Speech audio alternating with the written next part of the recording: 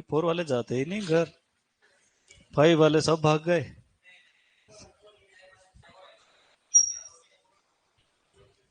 देखो एक बात मैं बता देता हूँ तुमको कि कुछ बच्चे जो है ना वो फर्स्ट बेस से पढ़ रहे हैं, कुछ सेकंड बेस से पढ़ रहे हैं, कुछ थर्ड बेस से पढ़ रहे हैं, कुछ फोर्थ बेस से पढ़ रहे हैं, कुछ फिफ्थ बेस से पढ़े, फिर सिक्स, फिर सेवेंथ, है ना? दिख रहा तुमको? क्या नहीं दिख रहा? मैं इसको और छोटा कर, फिर एट, फिर नाइन, टेन तो आ गए हैं और टेन और आ जाएंगे। ठीक है, अभी और आएंगे बेस, देखना। तो कुछ बच्चे इस उम्मीद से आएंगे कि एक महीने का क्रैश कोर्स करा दो और डायरेक्ट सुपरवाइजर बना दो, है ना? अब इन लाइन को अपन बराबर करते हैं। क्या करते हैं? ये फर्स्ट सेकंड तो दोनों बराबर हो, थर्ड वाले आगे मत निकल जाना रे।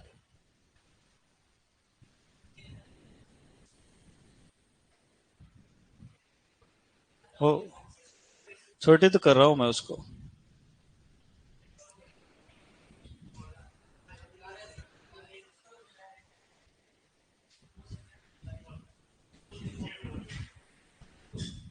ऐसा क्यों है बेटा? क्योंकि अगर इसको पढ़ने के लिए 8 महीने मिल रहे हैं ना, 8 महीने मतलब 240 दिन, कितने दिन? तो इसको पढ़ने के लिए कितने दिन मिल रहे हैं? इसको कितने मिल रहे हैं? इसको कितने मिल रहे हैं? तो इस हिसाब से उनकी तैयारी पहले शुरू हुई। वो अगर धीमी स्पीड में भी चलेंगे ना तो भी कुल तय की गई दूरी ज्यादा हो जाएगी। और इस कारण से जो लोग शुरू से लेकर आखिरी तक तैयारी करते हैं, है ना, वो लोग जीत जाते हैं। कई लोग क्या है कि वो यूं सोचते हैं कि 100 मीटर की रेस है, 8 सेकंड में दौड़ जाए। उनको नहीं पता ये 42 किलोमीटर की मैराथन है, ज्यादा तेज दौड़ेंगे तो सारे दांत रास्ते में रह जाएंगे, घर वापस नहीं लेके आएंगे। हर एग्जाम की तैयारी के साथ ऐसा ही होता है। नहीं समझे? फिर से बताता हूँ। तुमने कब एडमिशन लिया बेटा? अप्रैल में लिया। तुम्हारी फीस 20,000 रुपए थी, ठीक है? अभी भी फीस 20,000 ही। 10वीं बैच में कोई एडमिशन लेगा तो 20,000। वो बीच बीच में कभी कभी एकदम से मन करता है थोड़ा ऊपर दे दो, आ जाएंगे। तो कुछ बच्चे तो ऑफर की तलाश में कि फीस सर जब परमानेंट 10,000 5,000 करेंगे तभी जो एडमिशन लेंगे, भले वो दिसंबर में करे कि जनवरी में करे। तो मतलब आखिरी दिन 1 रुपए में कोर्स दे देते हैं। वो चाहते हैं 1 रुपए में ही मिल रहा है तो एक आखिर, वो ये नहीं समझते हैं कि उनका जो समय बर्बाद हुआ उसकी क्या कीमत थी। तो 4 महीने पहले भी 20,000 का कोर्स था, 4 महीने बाद भी 20,000 का कोर्स है, 4 महीने और बाद भी 20,000 का ही कोर्स रहेगा। पर जो बैच 4 नंबर पे आई, 5 नंबर पे आई, उनको बहुत आराम से बहुत अच्छे से पढ़ाया गया। अब दिसंबर जनवरी में जो एडमिशन लेंगे उनका कोर्स तो खत्म करना ही पड़ेगा, तो स्पीड बढ़ाना पड़ेगी। बहुत सारी चीजें मायने रखती है ना? जैसे मान लो कि कोई आदमी एक एक वानस्पतिक नाम याद करे तो 60 दिन में 60 हो जाते हैं। पर कोई आदमी आखिरी दिन याद करेगा तो एक दिन में 60 कभी भी नहीं होते। अगर मुझे 50 किलो आटा खाना है साल भर में तो कोई दिक्कत नहीं है, पर अगर मुझे 5 दिन में 50 किलो आटा खाना है तो नहीं खा पाएंगे। वही समस्या फंसती है। आदमी फॉर्म भरने के बाद तैयारी शुरू करता है, जो वास्तविक तैयारी है ही नहीं। वो खाली भीड़ बढ़ाने का काम करता है। हर एग्जाम में कंपटीशन में 10% ही लोग रहते हैं, बाकी सब भीड़ रहती है। कितने परसेंट रहते हैं? और वो 10% कांटे की टक्कर रहती है ना? अगर 1.25 लाख लोगों ने पिछली बार सुपरवाइजर दिया था, इस बार ज्यादा ही देंगे, 5-10 हजार तो बढ़ ही जाएंगे, 2,06,000। हाँ, अब वो 2,06,000 में से यूं मान के चलो कि 1,85,000 तो कचरा ही, बचे 21,000। 21,000 में पोस्ट आएगी 800, 1,200 आ जाए, 2,000 आ जाए तो भी सेम है, मतलब कोई ज्यादा फर्क पड़ने वाला नहीं। 1,000 सीट भी बढ़ेगी ना तो 2 number 3 number 5 number cut off जाएगी, उससे ज्यादा तो नहीं जा सकती, है ना? जैसे जिसकी फर्स्ट रैंक आती है ना और जिसकी सेकंड रैंक आती है, उसमें अगर दूसरी एग्जाम्स की बात करें, सीयूईटी की एग्जाम की, तो 10 से 15 नंबर का डिफरेंस होता है। कितना होता है? पर टॉप 10 में 3 नंबर में ही काम हो जाता है, और टॉप 100 में 3 नंबर में और काम हो जाता है। मतलब पहले और दूसरे के बीच जितना गैप रहता है, अगर उतना गैप इधर कर दिया जाए तो 10 लोग आ जाएंगे, और कर देंगे तो 1000 आ जाएंगे, और कर देंगे तो 10,000 आ जाएंगे, खेल ही खत्म हो जाए। हर एक सर्टेन डिस्टेंस के बाद 10 गुना लोगों की संख्या बढ़ती है। इसलिए तुमको ज्यादातर लोग मिलेंगे कि मैं तो 2 ही नंबर से रह गया। 2 नंबर से कहाँ रहेगा तू? बॉटम के दो, तेरे जैसे 20,000 और होंगे। सही है कि गलत है? तो इन सब चीजों का अपने ध्यान रखना है। चलो, कौन सा टॉपिक पढ़ना आपने, ये बताओ।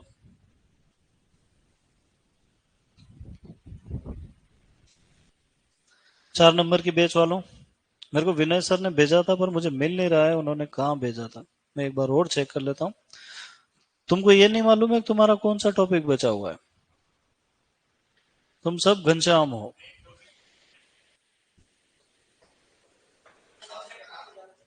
क्या पढ़ना है तुमको? अच्छा, 5वीं बेच का क्या बचा है बताओ। है?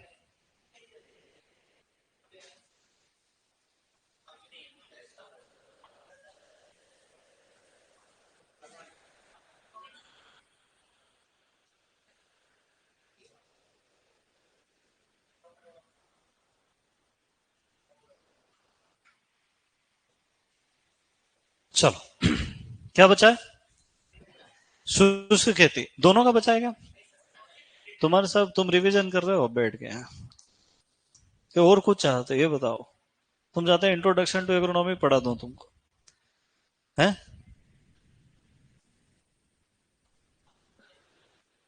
चलो, और 5 वालों का क्या बचा है बताओ। अरे बताओ फटाफट। है? सिंचाई बचा है, और शुष्क खेती बची है, और क्या बचा है बेटा? है? इनको पता ही नहीं है क्योंकि ये खुद ही बाद में आए थे। ये वही बच्चे अभी 2 महीने बाद कहेंगे कि सर 10वें बैच में फिर से एडमिशन दे दो। अरे कितने टॉपिक है कुल मालूम है तुमको? 23, 23 कितने हैं? 23। उसमें से कौन कौन से हो गए, कौन कौन से बचे हैं, मैं पूछता हूँ। ये वाला चैप्टर तो दोनों बैच में नहीं हुआ है। मौसम जलवायु हो गया।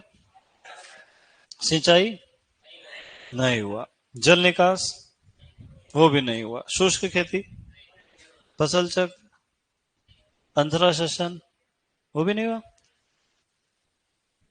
खरपतवार, भू परिष्करण, मृदा उर्वरता उत्पादकता, मृदा क्षरण, पोषक तत्व, उर्वरक, खाद, जैव उर्वरक, सभी प्रकार की फसलें 5वीं बैच में नहीं हुई, चौथी में ही हुई है। ठीक है। और फिर तो लंबा टॉपिक बचा है तुम्हारे।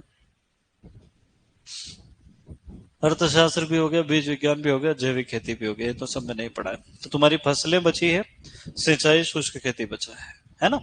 तो सिंचाई है लगभग 12 दिन का टॉपिक, शुष्क खेती भी 10 से 12 दिन का चॉइस, और फसलें जितने में तुम पढ़ लो, मैं 10 में भी पढ़ा देता हूँ, 40 में पढ़ाता हूँ।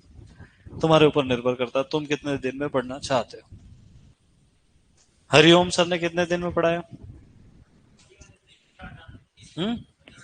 17-18 दिन में, ठीक है। कोई नहीं। हाँ,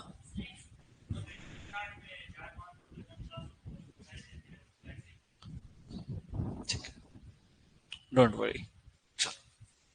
इसको देख लेते अपन, है ना, चैप्टर को। इसका नाम क्या बेटा? शस्य विज्ञान का परिचय। अब देखो परिचय का क्या मतलब है। सबसे पहले हमको देखना है कि कृषि, जिसको हम साधारण भाषा में क्या कहते हैं बेटा? खेती। तो ये जो कृषि शब्द, ये तो संस्कृत भाषा से आया। कौन सी? पर इसको अंग्रेजी में हम कहते हैं एग्रीकल्चर। क्या कहते हैं? ये लैटिन भाषा का शब्द है। कौन सी भाषा का बेटा? जो 2 शब्दों से मिलकर बना है, एगर प्लस कल्चर। एगर का मतलब होता है मृदा। कुछ कुछ लोग भूमि को भी रेफर कर देते हैं, है ना, और अपने को मृदा पे ज्यादा ध्यान देना है। कल्चरा का मतलब होता है उगाना या जुताई करना, टू कल्टीवेट, है ना। तो एगर प्लस कल्चरा, सॉइल प्लस टू कल्टीवेट। अब प्रश्न आता है कृषि क्या है, तो ऐसा लिखा जाता है कि कृषि मनुष्य का प्राथमिक उद्यम है। इंसानों ने सबसे पहले क्या शुरू किया, खेती करना, जिसमें वो प्राकृतिक संसाधनों का प्रयोग करता है, जमीन का, पानी का, हवा का, सूरज के प्रकाश का, और अपनी आवश्यकताओं की पूर्ति करता है, फसल उगाता है, पशुपालन करता है। तो एक बार जेईटी में प्रश्न पूछा कि पशुओं को पालने एवं फसलों को उगाने के कला एवं विज्ञान को क्या कहते हैं। पशुओं को पालने एवं फसलों को उगाने के कला एवं विज्ञान को क्या कहा जाता है।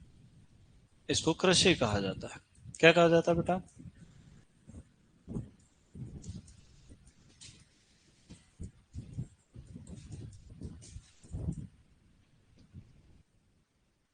इतनी चीज क्लियर है।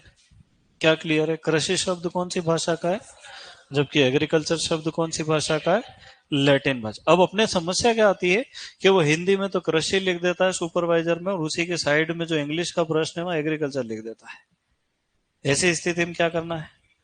वैसे तो संस्कृत दिखेगा ही नहीं ऑप्शन में, क्या नहीं दिखेगा, पर अगर संस्कृत दिख रहा है तो फिर संस्कृत लगाना, नहीं दिखे तो टेंशन ही खत्म, क्या लगा के आएंगे, लैटिन भाषा। ठीक है, चलो। अब प्रश्न ये आता है कि कृषि का मतलब क्या। तुम बताओ कृषि का क्या मतलब होगा। बोले तो आप बताओ, आप पढ़ा रहे हो, मैं तो बताऊंगा ही बताऊंगा। कृषि का मतलब है कि खेती से संबंधित जितने भी विज्ञान हैं उन सब को मिला के एक विज्ञान बनाया, जिसको कहा गया कृषि विज्ञान। इसकी बहुत सारी शाखाएं हैं, जैसे एग्रोनॉमी, हॉर्टिकल्चर, एनिमल हस्बेंड। ऐसा सुना तुमने कभी नाम। पहली शाखा क्या है बेटा, एग्रोनॉमी। दूसरी शाखा किसको बना देंगे, हॉर्टिकल्चर। तीसरी शाखा एनिमल हस्बेंड। अब चौथी बताओ। पांचवी शाखा एनिमल हस्बेंड्री के बाद फिर अपन बना लेते हैं सॉइल साइंस। फिर छठवीं शाखा एंटोपैथो एंटोमोलॉजी, प्लांट पैथोलॉजी।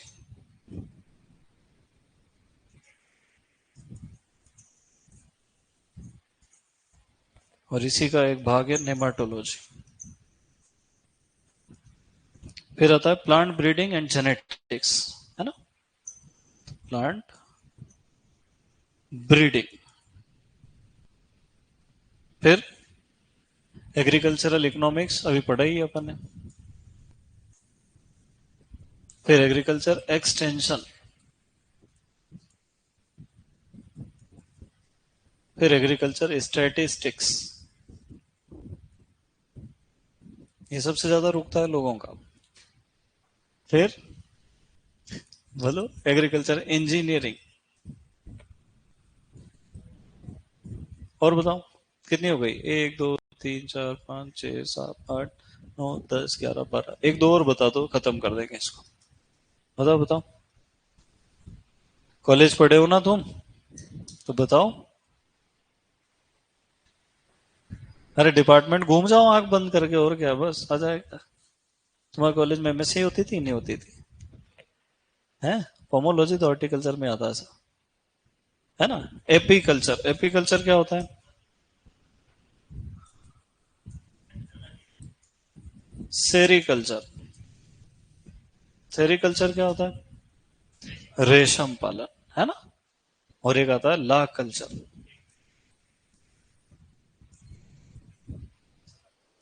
अब प्रश्न आता है कि शस्य विज्ञान यानी फसल उत्पादन, हॉर्टिकल्चर में किसका प्रयोग कर, मतलब किसका अध्ययन करते हैं, उद्यान विज्ञान, फल फूल सब्जियां। तो इनके खाली नाम ही लिखूंगा मैं हिंदी में, बाकी तुम सब देख लेना, है ना। एग्रोनॉमी मतलब क्या, शस्य विज्ञान। दूसरी शाखा कौन सी है, हॉर्टिकल्चर, इसको क्या लिखेंगे हम, उद्यान विज्ञान।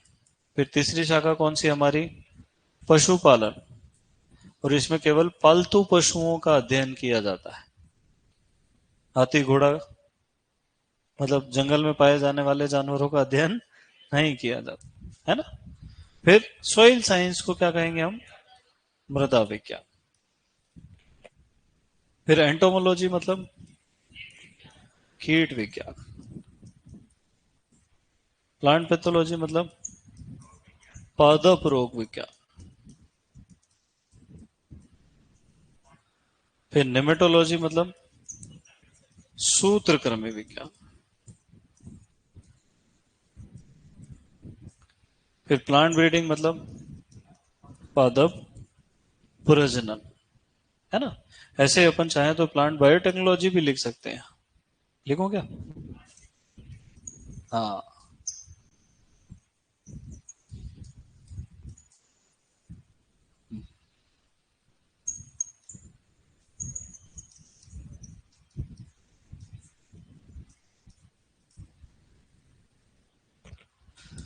हाँ, इकोनॉमिक्स मतलब क्या? अर्थशास्त्र, कृषि अर्थशास्त्र, खाली अर्थशास्त्र नहीं, कृषि अर्थशास्त्र। फिर एक्सटेंशन का मतलब क्या बेटा? कृषि प्रसार शिक्षा है।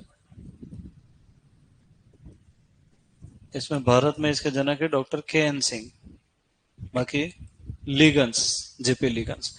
एग्रीकल्चर स्टेटिस्टिक्स, कृषि सांख्यिकी।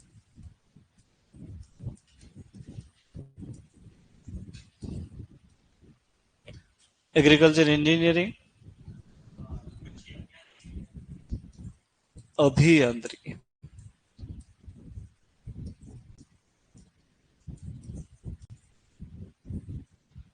एपीकल्चर मतलब मधुमक्खी पालन। इससे संबंधित कौन सी क्रांति है? अभी तो लिखवाया 2 दिन पहले, मीठी क्रांति। हाँ।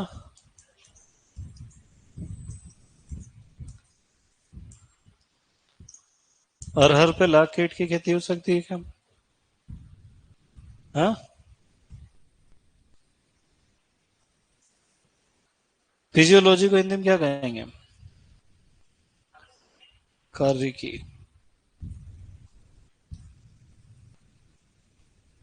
प्लांट बायोटेक्नोलॉजी पादप जैव तकनीक। माइक्रोबायोलॉजी मतलब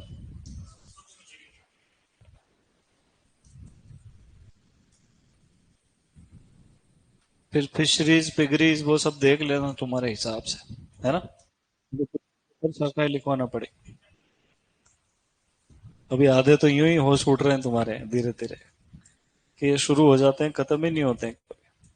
चलो, अब इन सब में से सबसे इंपॉर्टेंट शाखा कौन सी है? एग्रोनॉमी या शस्य विज्ञान, जो अपन पढ़ेंगे। पढ़ ही लिया, खत्म हो गया, आप परिचय अब पढ़ रहे हैं अपन, है ना।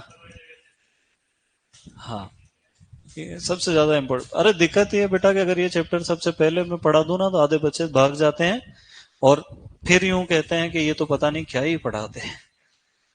समझ रहे हो कि नहीं? उनके लिए सिलेबस मतलब 11वीं और 12वीं की किताब के बाहर कुछ नहीं आएगा, और फिर वो पढ़ के एग्जाम देते हैं, कुछ आता भी नहीं है। किससे नहीं आता है? स्टूडेंट्स। अब एग्रोनॉमी शब्द जो है ये ग्रीक भाषा का है, यूनानी भाषा। ग्रीक भाषा को हिंदी में क्या कहते हैं हम लोग? यूनानी भाषा, है ना। ये दो शब्दों से मिलकर बना है, पहला है एग्रोस और दूसरा है नोमस। एग्रोस का अर्थ होता है खेत और नोमस का अर्थ होता है प्रबंधन। क्या होता है ना। तो वास्तव में तो एग्रोनॉमी क्या होना चाहिए? खेत प्रबंधन का विज्ञान। पर 12वीं की किताब में गलती से मृदा प्रबंधन का विज्ञान लिख दिया, है ना। तो कृषि विज्ञान की वह शाखा जिसमें फसल उत्पादन एवं मृदा प्रबंधन के सिद्धांतों का अध्ययन किया जाता है। प्रबंधन किसका करना था? खेत का। पर वो ट्रांसलेशन में गड़बड़ कर दिया। अब हम क्या कर सकते हैं? उनको ये वाला सॉइल याद रह गया जिन्होंने किताब लिखी। अब किताब ही लिख दी तो फिर उनको तो गलत साबित करना लगभग लगभग असंभव है। तो फिर परिभाषा में क्या लिखेंगे अपन? कि कृषि विज्ञान की वह शाखा जिसमें किसका किसका अध्ययन कर रहे हैं हम लोग? जिसमें फसल उत्पादन एवं मृदा प्रबंधन के सिद्धांतों एवं विधियों का अध्ययन किया जाता है। वास्तव में क्या होना था? खेल। ये टेक्निकल एरर।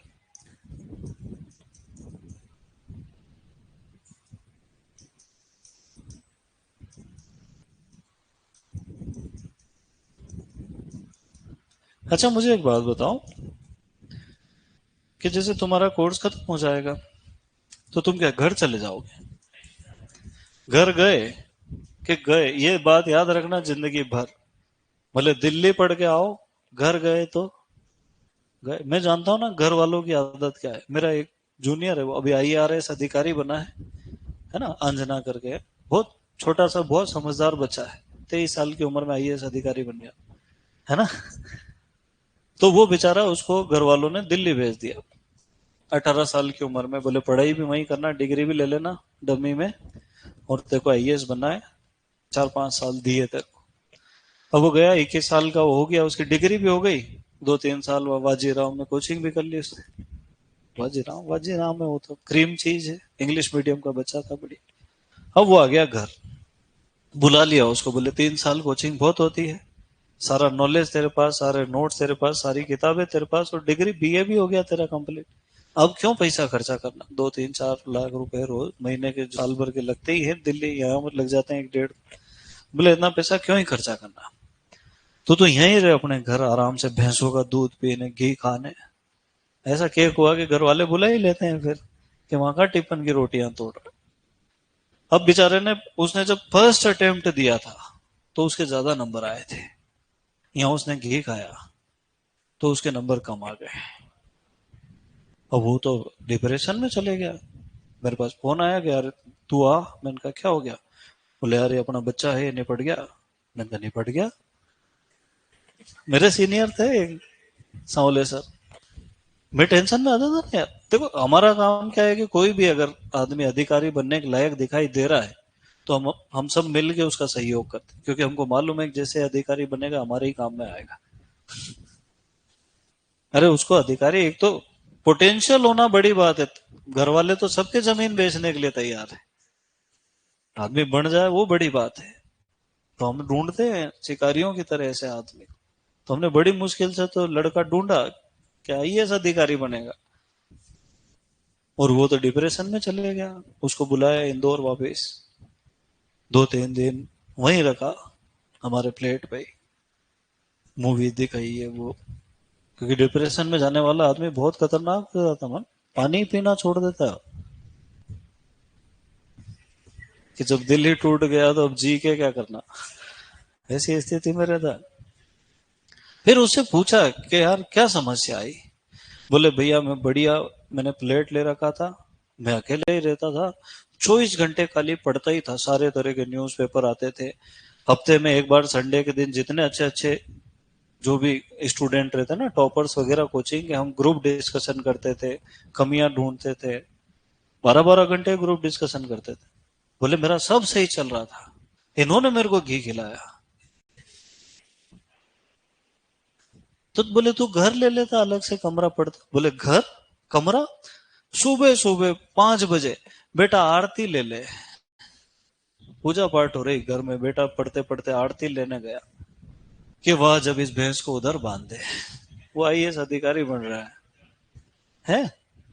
तो वही वो कहानी कहते हैं ना कि एक आदमी का जीवन के बेटा धनिया लिया, फिर थोड़ा बड़ा होता बोले भैया धनिया ले आना, फिर और बड़ा हो तो बोले के अजी सुनते हो धनिया ले आओ, फिर और बड़ा हो बोले पापा धनिया ले आना, फिर और बड़ा हो बोले दादाजी धनिया ले आना। और एक दिन धनिया के रास्ते में ही रह गए दादाजी। आदमी मर जाए, उसके वहां पे वो उठाने में लाल कुर्सी के ऊपर बढ़िया टॉवेल बिछा के एक तस्वीर लगाते हैं, फिर उस पर फूलों की माला चढ़ाते हैं। फिर एक आदमी आता है, बोले बा साहब आदमी बहुत बढ़िया थे, दुनिया में इनसे अच्छा धनिया कोई ला ही नहीं सकता था। तो एक आदमी का जीवन ऐसे ही चले जाते, घरेलू जिंदगी, घरेलू जिंदगी। देखो मैं बढ़िया यहाँ पढ़ाता हूँ, सब बच्चे इज्जत करते हैं, माहौल है कि नहीं? इधर जाता हूँ यहाँ भी, उधर उधर कहीं भी किसी भी रूम में चले जाओ, सब आओ सर आओ सर। मैं जैसे ही घर जाता हूँ, नींबू नहीं लेके आए, 3 दिन से कह रखा है, नींबू नहीं मिलते क्या मार्केट में, जाओ लेके आओ। अरे यार साला, मैं यूं कह रहा हूँ कि मैं किसी कह दूं ना स्टूडेंट को पूरा बगीचा ले आए नींबू, ट्रॉली भर के डाल जाए घर पे, पर वो बाहर ही थे, घर में तो वही आदमी धनिया नहीं आया। तो घर मत जाना, जिंदगी में याद रखना, अगर आम आदमी बनना है तो ही घर जाना है। मैं घर जाता ही नहीं, पहले मैसेज देखता हूँ, यहीं से रिप्लाई कर देता हूँ कि नी है नींबू मार्केट में, सब मर गए नींबू बेचने वाले। तो समझ में आता कि आज मूड खराब है, आज कुछ बोलना ही नहीं। सच कह रहा हूं मैं। 11 बजे रात में झोला पकड़ा दे के जाओ, टमाटर लेके आओ कहीं से भी, अब कहां से लेके आए आदमी। अलग मैं निहायत ही खड़ूस आदमी हूं, है ना। तो मेरे साथ तो नहीं होता, पर मैंने देखा है लोगों के साथ। बोले भाई उदास दिख रहा, बोले कुछ नहीं रे, सब्जी का बोला था कल ले नहीं गया। मैंने कहा फिर, बोले फिर क्या मैंने ही बनाई। चलो आ जाओ। तो कृषि विज्ञान की वह शाखा जिसमें फसल उत्पादन और मृदा प्रबंधन से संबंधित सिद्धांतों विधियों का अध्ययन करते हैं, इसको क्या कहते हैं हम। अब यहां पर एक शब्द आता है फसल, कहां गया, ये रहा। फसल को परिभाषित करना बहुत जरूरी है। फसल किसको कहेंगे।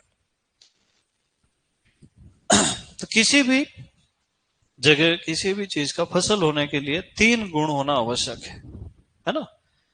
भूमि की तैयारी करके हमारे द्वारा उगाए जाने वाला पौधों का समूह, हमारे द्वारा उगाए जाने वाला मतलब भगवान जो पौधे ऑटोमेटिक उगाते हैं वो फसल नहीं होंगे। पौधों का समूह मतलब एक दो पौधे कहीं उगा लिए तो वो फसल नहीं। जो किसी न किसी आर्थिक उद्देश्य की पूर्ति कर, जिनसे कोई न कोई लाभ होता है। तो फसल के कितने गुण होना चाहिए। पहला तो क्या, कि वो कृत्रिम रूप से उगाया गया होना चाहिए। प्राकृतिक रूप से उगे हुए पौधे फसल नहीं कहला। पौधों का क्या होना चाहिए, समूह होना चाहिए। और तीसरा क्या है, उससे कोई ना कोई आर्थिक लाभ हमको मिलना चाहिए, तभी उसको फसल कहा जाए। अब ऐसे तो बहुत सारी फसलें इस दुनिया में, गेहूं धान मक्का ज्वार बाजरा जो जई कोदे कुटकी रागी सावा कंगनी काकून चना मटर मसूर मूंग उड़द अरहर चौला राजमा लोबिया कुलथी मूंगफली सरसों तेल सोयाबीन सूरजमुखी कुसुम अलसी अरंडी गन्ना कपास तंबाकू आलू गवार चुकंदर, बहुत ढेर ढेर ढेर सारी फसलें हैं।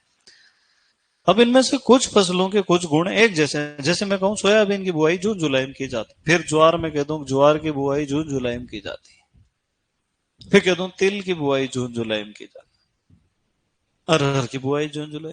तो ऐसे इसको 16-15 बार थोड़ी लिखेंगे अपन अपन कह देंगे कि वो फसलें जो जून जुलाई में बोते हैं वो सब खरीफ की फसलें। खरीफ की फसलें सब लघु दिवस होती है। तो 2 बार याद नहीं करना पड़ेगा, एक ही बार में काम होता है। इसके लिए अपने को करना पड़ेगा फसलों का वर्गीकरण। क्या करना पड़ेगा, तो अपन वर्गीकरण पढ़ेंगे लगभग लगभग 8 आधार पर, है ना।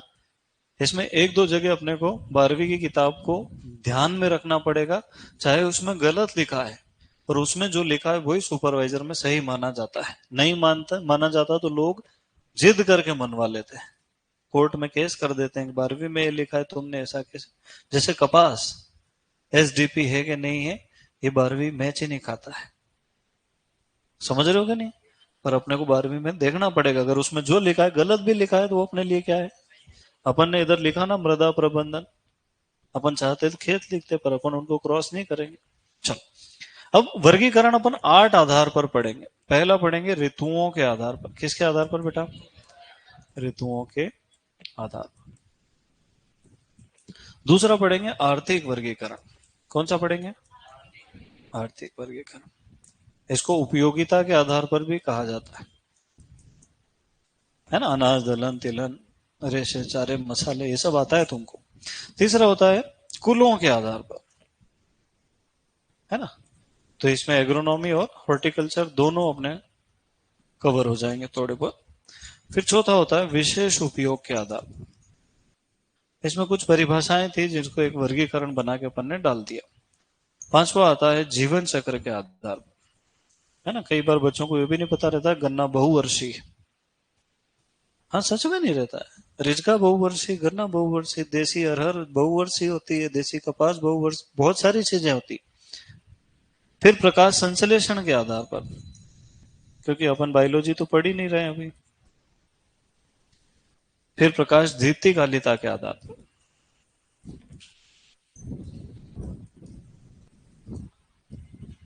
फिर प्रकाश दीप्ति कालिता हो गया, फिर परागण के आधार पर। कुल मिला के कितने हो गए बेटा? 8 हो गए। तुम लिखते रहना, मेरे पास तो कॉपी पेस्ट है। ठीक है। अब इसमें से लिखने का काम तो बाद में ही करोगे ना। हाँ, इसे अपने डबल लेक्चर कवर हो जाएंगे, नहीं तो डबल टाइम लगेगा फिर। आराम से बैठो और खूब लिखो। ऑनलाइन वालों तुम्हारे सेव हो जाएगा, तुम भी लिखो। ठीक है। सबसे पहला वर्गीकरण कौन सा अपना, बताओ? ऋतुओं के आधार पर। अरे, ये ऊपर से बोर्ड खराब है अब, मुझे पता है। नहीं नहीं, दिमाग विमाग तो क्या ही खराब होएगा, तो पहले से ही खराब कर रखा है, भगवान ने ही खराब दिया। अच्छा देते तो मास्टर थोड़ी बनते। चलो, अब ऋतुएं कितनी होती बेटा? खरीफ, दूसरी कौन सी होती है, और तीसरी कौन सी होती है? पर आजकल वो क्या पूछता है मालूम? शीत ऋतु में उगाई जाने वाली फसलों को कहा जाता है। बच्चे कहते हैं ये तो पढ़ाया ही नहीं आपने। अब बताओ, ये पढ़ाना पड़ता है क्या? ये खरीफ रबी जायद अरबी भाषा के शब्द हैं, इसलिए अपने सामान्य बोलचाल में इनका प्रयोग नहीं किया जाता है ना? कौन सी भाषा के हैं? अरबी भाषा। जैसे खरीफ रबी जायद मौसम, ये सब अरबी भाषा, मॉनसून। अब कुछ नहीं पूछते बुआई का समय और कटाई का समय। मान लो कि जून जुलाई में मैंने बुआई करी, किस चीज की? खरीफ की फसल। तो इनकी कटाई अक्टूबर नवंबर में कर दूंगा। और अगर अक्टूबर नवंबर में, जून जुलाई, यहाँ क्या लिख दूं? अक्टूबर नवंबर। और यहाँ क्या लिख दूं? मार्च अप्रैल। अब देखो, मान लो कि खरीफ की फसल जून जुलाई में लगाई, तो इसकी कटाई कब कर दी? अक्टूबर नवंबर में। अगर मान लो अक्टूबर नवंबर में रबी की फसल लगाई, तो इसकी कटाई कब कर दी? मार्च अप्रैल में। और अगर मार्च अप्रैल में जायद लगाई, तो इसकी कटाई कब कर दी? जून में। अब एक बच्चा आ गया मेरे पास, बोले अक्टूबर नवंबर में अगर इसकी कटाई करेंगे तो फिर इसकी बुआई कैसे करेंगे? फिर मैंने उसको समझाया, बेटा अक्टूबर 30 दिन, नवंबर 30 दिन, 60 दिन कटाई में नहीं लगेंगे। इतने खतरनाक लोग हैं। चलो क्या, ठीक है। ये सब नहीं पूछा जाता है। पूछा क्या जाता है? उदाहरण। क्या पूछा जाता है? उदाहरण। पर थोड़ा सा उपयुक्त तापमान भी पूछ लेते हैं कभी कभी। खरीफ की फसलों के वृद्धि विकास के लिए 25 से 35, है ना? आपकी 11th की बुक में लिखा 28 से 35। क्या लिखा है?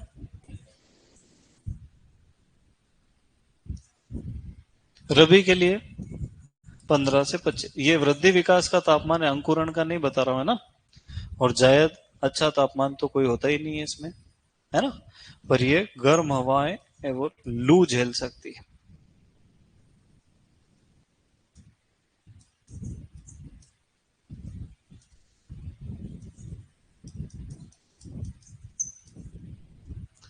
अब इसमें सबसे कठिन काम है इसके उदाहरण याद करना। क्या याद करना बेटा? अच्छा, उदाहरण के लिए ट्रिक बनाओ तो ट्रिक कठिन हो जाती है। बड़ी समस्या क्या है? ट्रिक भी याद करना पड़े। तो ऐसी ट्रिक क्या काम की जिसको याद ही करना पड़े? तो मैंने इसकी ट्रिक थोड़ी दूसरी तरह से बनाई। देखो, लोबिया किसको कहते हैं पता है तुमको? चावला को कहते हैं। क्या कहते हैं? लोबिया, है ना? तो लोबिया नाम का एक गंवार किसान था। गंवार किसको कहते हैं? अंगूठा छाप।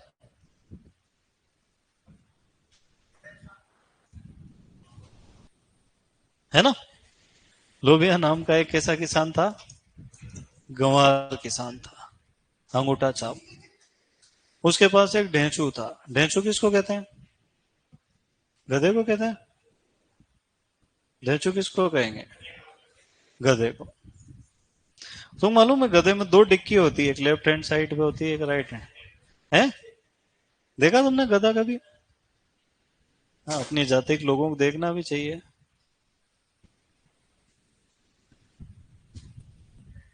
मैं तो देखता रहता हूँ।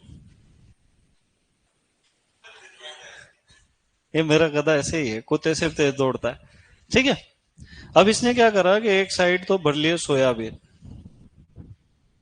अब मंडी जाने लगा। अब तुम मालूम, अगर गधे की डिक्की में एक साइड बैलेंस ज्यादा हो जाए तो फिर वो रास्ता छोड़ के यूं यूं चलता है। तो सड़क, कोशिश सड़क पे चलने की करता है बेचारा वो, उसके अलाइनमेंट बिगड़ जाते हैं। तो फिर वापस बराबर करने के लिए एक तरफ सोयाबीन रखा, एक तरफ कपास रखा। क्या रखा, तो लोबिया नाम का एक गंवार किसान था, उसके पास एक ढेंचू था। ढेंचू मतलब ढेंचा या गधा, दोनों एक साथ। उसने एक साइड तो क्या रखा, सोयाबीन, और दूसरी साइड क्या रखा, कपास। और इस गधे को उसने सनई की रस्सी से बांध दिया। कैसे बांध दिया, सनई एक रेशे वाली फसल है, रस्सी बन गई, ये लो। तो सनई की रस्सी से बांध दिया। अब उसको ध्यान आया कि अपन अगर मंडी जा रहे हैं तो खाना खाना पड़ेगा। तो वो घर गया। घर श्रीमती जी थी। कौन था बेटा, मिसेस लोबिया। अब इसने कहा कि मैं मंडी जा रहा हूं, भोजन का प्रबंध किया जाए। बोले मंडी क्यों जा रहे हो, क्या ही जरूरत है मंडी जाने की, रोज रोज मंडी क्यों ही जाना। तो बोले मैं सोयाबीन कपास बेच रहा हूं, पैसे आएंगे, दशहरा मनाएंगे।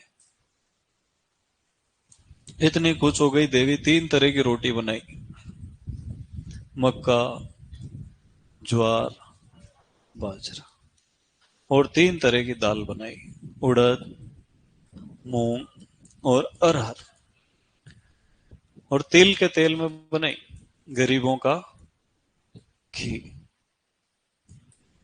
फिर उसको लगा कि यार ये ज्वार बाजरे की रोटियां तो ऐसी कड़क हो जाती शाम तक के केचम कैच खेल सकते हैं, फ्रिस्बी। तो फिर उसने चावल बना दिया। क्या बना दिया बेटा, पर ये खाना तो खराब हो जाता है एक आध दिन में। तो बोले मैं काम करती हूँ, टाइम पास के लिए मूंगफली सेक देता हूँ। और एक 5 वाला बीकाजी रखा था, बीकानेरी भुजिया, वो भी रख दिया था। अब बताओ खरीफ में कितनी फसलें। लोबिया नाम का एक गंवार किसान था, उसके पास ढेंचू था। एक साइड उसने कपास, दूसरी साइड सोयाबीन रखा, सनई की रस्सी से बांध। घर जाके श्रीमती से बोला तो उन्होंने मक्का ज्वार बाजरे की रोटी बनाई, उड़द मूंग अरहर की दाल बनाई, तिल के तेल में साथ बनाए चावल, मूंगफली, और खाया बीकानेरी भुजिया के साथ। ये हो गई 16 फसलें। कितनी हो गई है, क्या ट्रिक थी बताओ। लोबिया नाम का एक गंवार किसान था, उसके पास एक ढेंचू में एक साइड उसने, दूसरी साइड कितनी तरह की रोटी खाई, मक्का, ज्वार, बस, दाल भी 3, उड़द मूंग अरहर। कौन से तेल में, तेल के तेल में। और क्या, मूंगफली। 16 फसलें आज से पहले जिंदगी में कभी याद नहीं हुई होगी, तो इतना मेहनत की है दिमाग को गर्म किए बगैर, है ना। तो अपनी दिक्कत क्या है कि हम दिमाग के अंदर फसल का नाम रखते हैं, फिर इधर डंडे धक्का मारते हैं। ऐसे नहीं घुसेगा, है ना।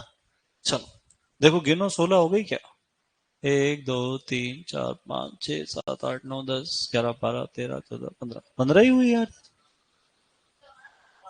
गवार ने लिखा ना, ये अंगूठा टेक है। ठीक है। अब बात आती है रबी की फसलें। कौन सी फसलें बेटा, रबी की फसलें, है ना। तो एक और किसान था, उसका नाम था लाही। क्या नाम था, और ये बहुत आलसी था।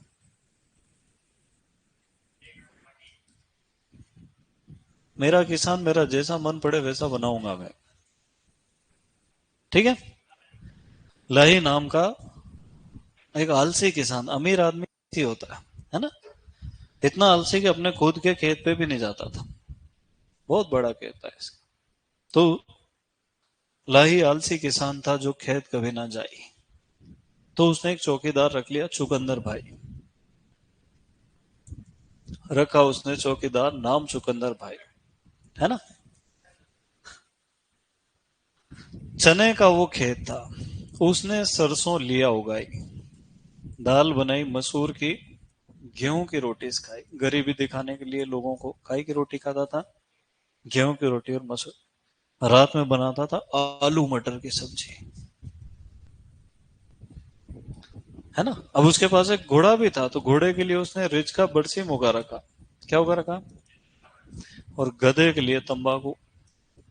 कौन गधा? वो खुद ही, जो आदमी तंबाकू खाता वही क्या है? हाँ? और उसकी सिस्टर का नाम था कुसुम। यूं मत सोचना कुसुम तंबाकू खा रही है। कुछ भी सोचो, याद आना चाहिए मौके पे, है ना। तो इसकी ट्रिक अलग ही लिखना पड़ेगी। क्या लिखे बेटा? लाई, लाई मतलब सरसों वर्गीय, है ना। जब सरसों को चारे के लिए उगाते हैं उसको क्या कहते हैं अपन? लाई। लाही आलसी किसान था जो खेत कभी ना जाई। कितनी फसलें हुई बताओ?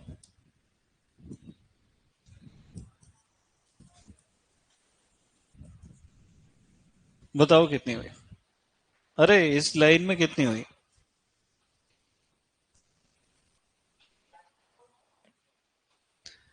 1 2 3 4। लाही आलसी जो जाई, लाही आलसी किसान था जो खेत कभी ना जाई। रखा उसने, है, चौकीदार, नाम चुकंदर भाई। काय का खेत था? चने का वो खेत था,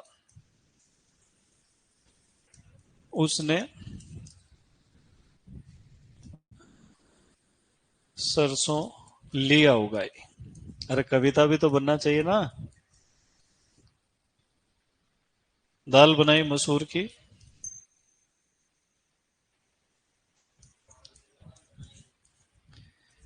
गेहूं की रोटी से खाई।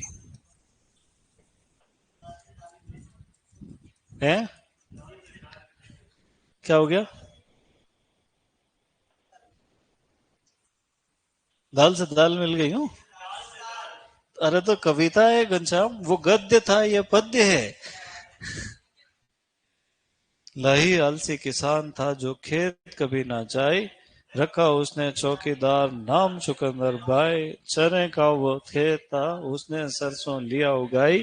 दाल बनाई मसूर की, गेहूं की रोटी से खाई। है ना। रात में क्या बनाया? आलू मटर। घोड़े को क्या खिलाया? रिच का परसिन। और उसकी बहन को क्या खिला दिया?